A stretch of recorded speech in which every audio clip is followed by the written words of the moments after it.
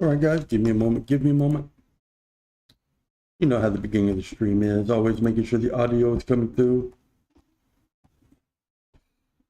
All right, guys, give me a moment. Audio is coming through loud and clear. We are in the good.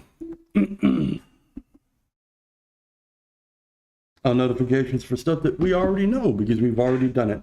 All right, guys, the last time we were here, we had just south of 200 shares of Mark. We had one call that we had put up to sell, and we'd gotten a premium of 10 cents in the contract, 100 in the lot, so that 10 cents is $10. And the whole thing was we were trying to get that next 100 lot to do another sell call, right? And since we know that the next date, the upcoming expiration date is the 16th, now we only have 9 days left to get these sell calls out. And two things were working against us, right? We're only 9 days away from the expiration date. That's not a lot of time. If the stock price was super close to the strike point, that would kind of be in our benefit because more people would be ready because the stock is about to hit the strike, or they feel that the stock is about to hit the strike point. But what had happened is Mark has dipped today. Mark is under 60 cents a share today, which means it's got to go 40 something cents to get to that dollar. So highly unlikely, right? Probably not, but there's 9 days time. So I said, hey, we got, well, first things first, right? Let's go over, because we do transparency here. I had made a mistake. I wanted to buy shares of Mark, right, at 60 cents. And yesterday, in the 3 hours, it had hit 60 cents. It had dipped to 60 right as soon as the markets opened from the overnight. It was there. But I had messed up. I only had my buy order for market hours. So I missed that window. So we sat around and had to wait for the next opportunity. I went in, I canceled that order, and I fixed it to where it was extended hours, right? So boom, boom. Fortunately, today we come through, the market has dipped a little for Mark, and we were able to pick up the shares. Let's go take a look at our notifications. Let's go view all notifications. We are working within Remark here. All right. So I was finally able to pick up 102 shares of Mark at 60 cents per share. The order was complete. I now have my lot, my 100 that I need for a call order. And we see that expressed right here. Remember, we had sold the Mark at 65, $61.10. It's not bracketed because that was money coming in. We sold that. We turned that into 102 of Mark at 60. Cost us $61.20. So basically everything from the sale and another dime, 10 cents. And we have that dime because we keep making a little bit here, a little bit there on all of these previous flips. So we had some left over. We didn't have to miss. We didn't have to buy 101. And even if we did, we're only looking for 100. We were good. So this 60 cent buy for 102 shares brought us from $63.91 per share to a cost basis of a flat even 61. In this episode, I'm going to go into why this cost basis is so important. We put up a sell call.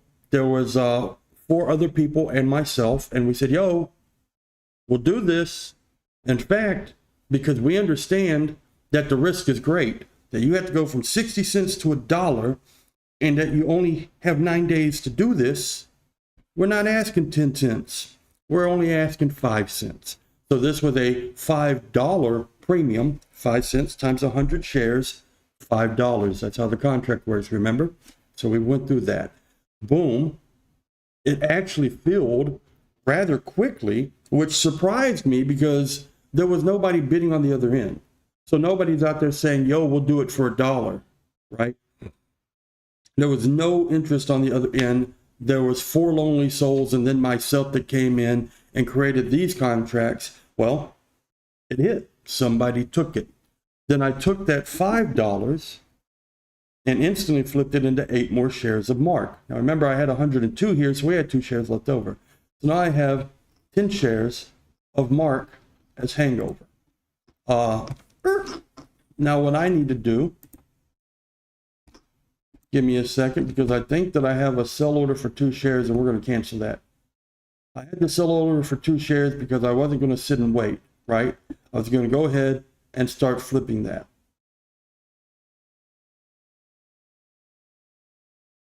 Did I already cancel it? Did I already cancel it? Sell. 2. Cancel this. Boom. Why are we canceling this? Because those 2 shares now have some buddies. They have some friends, right? That's just it, telling me my order to sell 2 shares at 75 cents a piece has been canceled. Well, why did we do that? We're not going to sell 2 shares at 75 cents. We have 210 shares. We're going to sell 10 shares. Limit order. Boom. What price would we like? We're not even going to swing for 75. We're going to swing for 70. I want to turn this into $7. Then I'm going to take that $7 and I want to buy down at like 60. Okay? I have 10 shares. Okay, here's where you have to pay attention and be thorough and not misclick and not miss things. We want extended hours. Now, it's not or. It's not market hours or extended hours. If you click market hours, you are only getting market hours. If you click extended hours, you will get market hours and extended hours. So that's the one we want. We don't want it to expire today. Bring me out 90 days. Let this have until May 7th to execute. So I don't have to come in every day and adjust this. Now we have our sell order, 10 shares. This will bring us $7 when this is executed, if this is executed. Then we're going to do exactly what we just did. We're going to take that $7, review order, boom. This is letting me know if executed, we'll execute at 70 cents per share or better. That's the part we like, right? Let's say, generally, since I've gotten with Mark, in the after hours before market opens, we get a nice dip. And that's when I've been able to get some of my best buys, right? But the inverse can happen. On the after hours, it could jump from something like 57 to 68, 72, something like that. And if it jumps up to like 72 or 75 on that opening, I'm not going to get 70. I'm going to get 72 or 75 because it's going to push that order through instantly. And we're actually going to make more than that's why this is an estimated credit. Because it's going to get me at least 7, but it might even get me more, depending on how quick the market jumps. Just so that we all understand. Now I'm going to hit my sell button. Boom. That's done. Those 10 shares are available. Brad, why are we working with 10 shares? Oh, what a shame. See, we're down to 57 cents. We could have got the cost basis down even more. But we're fine because, let me explain it, no one can time the market. We don't know what the high for the day is going to be. We don't know what the low is going to be. So when you get a price that you're willing to accept, do not let perfection be the enemy of great, okay? I got a great price. We got our cost basis down. I got the shares in hand. I needed the shares in hand because with the shares in hand, I could sell the call, right? If I'm still waiting on a better price, I can't sell that call. That call made me $5. That $5 already turned into more shares. So that is the action that we've had so far today. Right here, we picked up our buy for 102 shares of Mark at 60 cents, dropped our cost basis down to 61 cents even. Kind of miraculous from 63.91 to a dead on 61. We instantly flipped into a sell call for 100 units of Mark, right? Boom, right here. We had 102, boom, takes 100, and we got a $5 premium out of that. We took that $5, we bought 8 more shares at $59.13, costing us $4.73 of that. So we still have like 27 cents left over there. Cool, cool, cool. bringing, you can see here, your average cost down to 60 cents 0.93, right? So almost 61 cents, but we did shave a little technically off here, right? And that adds up, you know, that's pennies on the end because we're multiplying by 100, right? If you multiply it by 10, that would put us where the 9 is. Now you multiply it by 100, that puts that 3 where this is, right? So that's like, since we're timing 100, that's an extra 7 cents worth of savings per flip that I do, right? Now we're going to get into why the cost basis is important. As you can see, I've been selling, well, actually I bought up here, but we're looking for the sales, selling at like 75, 65, right? If my cost basis is 72, I'm only selling when it's an appreciable amount. I don't really want to sell at 75 here. The reason I was able to sell at 75 here is because we'd already worked it down to 63.91. That's why. And I'm always wanting to take my leftover stock, my carryover, and start trying to flip it. Basically, day trading, although like hardcore day traders won't like me using that terminology for this, but it is what I'm doing. It's on a much smaller scale. I am day trading to increase my leftover shares. Well, let's talk about something. We know that when I got into this, I offered like 80, 82 something a share. Market dropped. I was able to get it 72.85 instead, right? Big savings, lucky me. And as we look, the cost base is just steadily going down. So what this is telling us is that the stock is doing this. The stock is going down and right. Well, we generally don't like down and right. But here's the thing. Let's take a look. As we can see, the stock isn't going down and right. The stock's going down, the stock's going up. The stock's going down, the stock's going up. Volatility is the only way that you're going to be able to get call orders, right? Because people are saying, hey, if it spikes to this, I will buy it this and I'll make my profit flipping on the other end. So if the stock's not going up and down, nobody's buying call orders. It's not going to work that way. So we've got good volatility here. What I'm doing is, every time it goes up, I'm selling. Every time it goes down, I'm buying. Remember, I put $100, $50 and another $50 into this account. And we can see this. 100. I was dealing with 50 here. Then I put in another 50 to buy this 86 because the price dropped. I could get the cost basis, and that would go ahead and give me a full block to start my call trading, right? My call selling for me. Boom. So that's 50, that's 100. I put $100 in. The stock has gone down.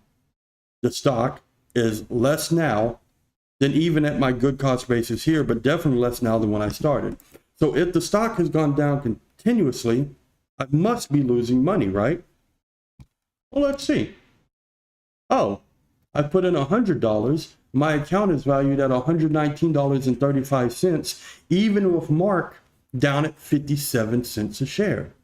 How? Let's look at this again, because this is important. $50 here, another $50 here. $100 bought me 60, 70, 150, 158 shares. $100 bought me 158 shares. Well, we just saw I don't have 158 shares. I have 210 shares. So my 158, 960, right? 50 on the top of the 160 gets you to 210. We've created 52 shares by using our call premiums and by day trading the leftover shares. That combination has created us 52 new shares. So if I still had 150, no, we don't need this. Get a boost, we'll go, we're good. I'm not transferring anything. All right, so if I was still at that same 158 shares, that took me 64.42 cents a share to acquire, yeah, my account would be down. And that would be investing. I'm buying, I'm holding, I'm not doing any other things with it. So if I were investing in Mark, I'd be down right now, and I'd be down a decent chunk, right? But we're not just investing. We're doing options and we're day trading loosely, again, using that term loosely, the hangover, the excess shares, the shares that don't make it into a 100 block. And because I haven't just been doing one method, like investing, I'm not down. If you would have bought the same 158 shares that I did, and your plan was, I'm just investing, we're buying, we're holding. Next month, we'll evaluate again. Am I buying more, right? You would be down significantly, and I'm up $18.26. And if we pull that out to a month, we can see that that means I'm up 18.07%. So I would be up 18%. You would be down 10, 15% maybe. So that's why I say, and I'm not very diversified here, right? I only have the one stock, and I'm only doing the two methods. Swing trading excess to get 100 blocks for the main goal of selling call options. That's the main goal, right? So that's the two things I'm doing. I'm not even going to add investing as the third thing, because I'm not really investing in Mark. I am not super invested in if this company goes up in valuation. I don't want it can't collapse. It's got to keep doing what it's been doing. It needs to stick around and be the volatile little engine that is setting up call options. But I'm using two, you might argue three, because I am holding these, right? But I'm willing to sell them. I'm willing to come off of them. I'll have to, can't just be willing. I'll have to if the call orders hit. So this stock goes up to $1 a share, technically $1.10 a share and $1.05 a share for the two different orders, because nobody's going to call you on breaking even or like just under, right, on a loss. They're not going to call you if it hasn't cleared their total investment. Then these shares are going to be gone, right? Somebody has the other end of the contract where they can call on me if the strike price is met or exceeded, and then I won't have these shares. So that's why I'm hesitant to call it investing in Mark. But some people are like, hey, dude, you're holding the shares, right? Obviously, you're holding these shares until the 9th or until they're called upon. So, okay, maybe I'm using three, I'm going to call them vehicles of investing here. Basic investing. And again, if you had basic invested in Mark at the same times that I bought that 158, you would be down, because all you did was invest. You bought, you held.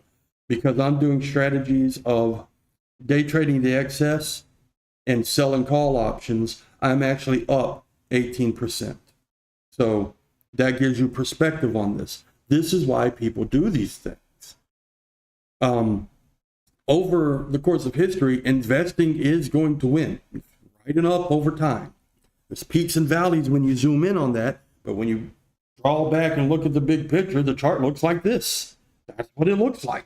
When you zoom in to weeks and months and days, the chart looks like this. Well, what we're doing is investing and sitting back and letting the market do its thing over time. We're being more proactive. We're coming in with the calls, and we're coming in with very light, minor day trading on our excess, okay? Because of this, we have turned 158 shares into 210 shares. And because of this, and part of that is picking up $15 worth of premiums, a $10 and a $5.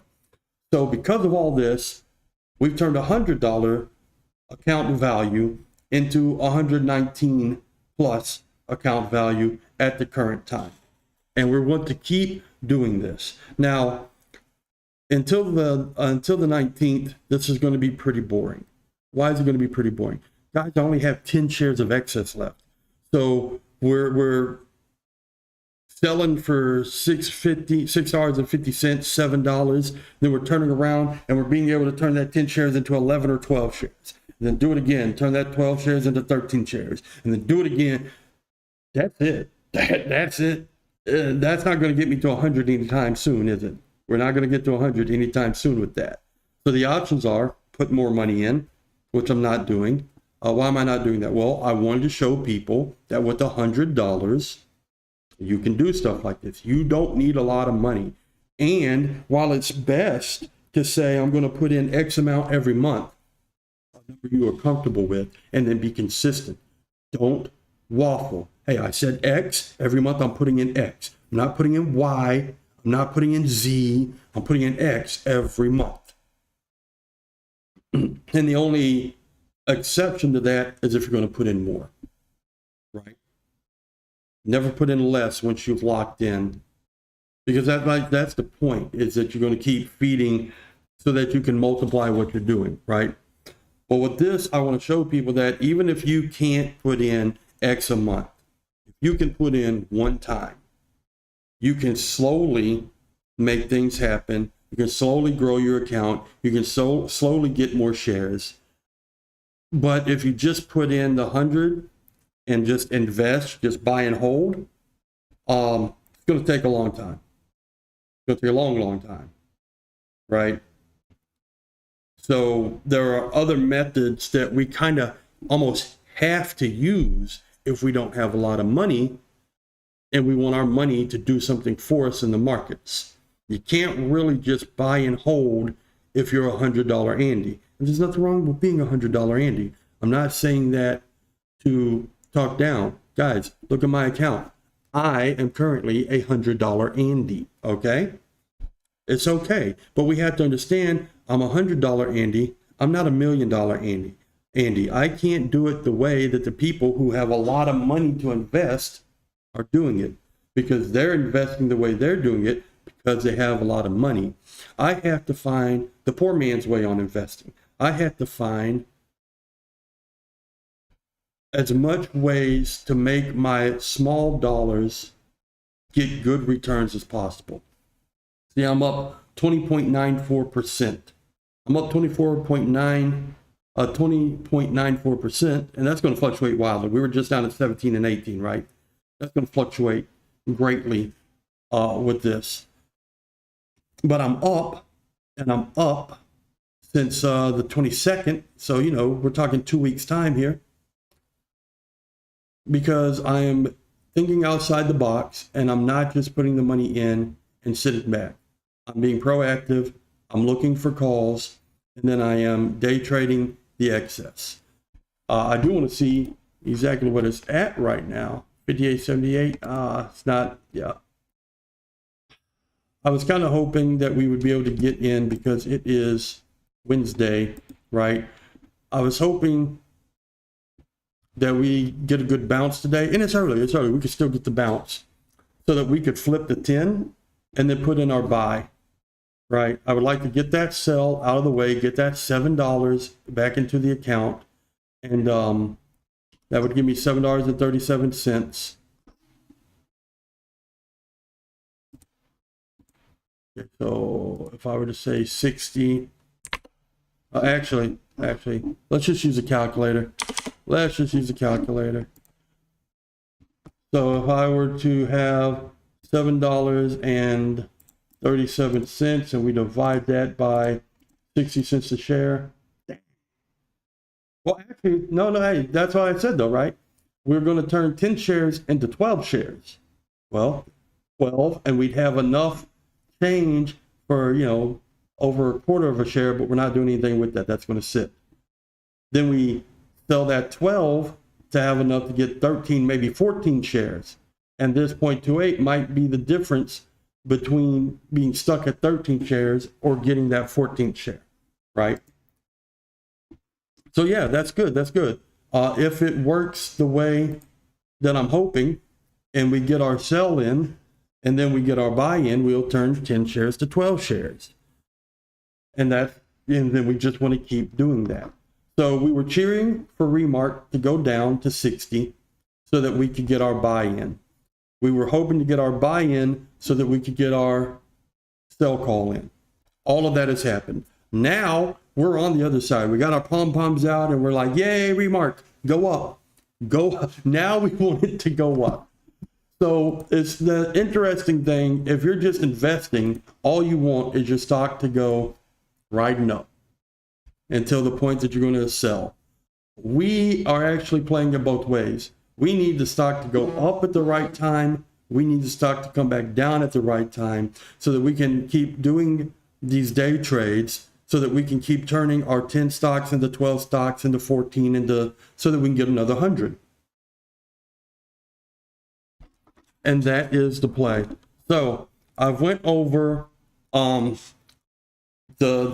newest things. That was the buy order at 60 for 102. That was the sell of another call. Wasn't the great premium we got the first time, but we'll take that $5. And then it was taking that premium, and getting more shares of stock, which gave us 10 shares of hangover, because we bought 102 and then we bought 8 minus 100, that leaves 10. And now we already have our sell order for that 10. So we can start trying to flip that 10 back and forth to make that 10, 12, 14, yada, yada, yada, as many times as possible. Until we either A, get another 100 before the expiration dates on these call orders, or B, these call orders expire, and then we can collect more premiums by selling two more call orders, right? So that's where we're at. We also went over, Brad, if the stock price is lower now than it was before, that means you're losing money, right? Well, we went over how that is not true. Now, that would sound true. That makes so much sense. If I tell you I bought at 64 cents and it's sitting at 58 cents, you would tell me, dude, you're losing money. That would make sense. But we have to understand that we're doing more here than just buying and holding. And because of that, we've turned 158 shares into 210 shares. And that is how, despite the price being down, we're up, okay? And not just up by a good margin, up almost 21% in the past week, up over 21% in the past month, okay? And that's a really high number.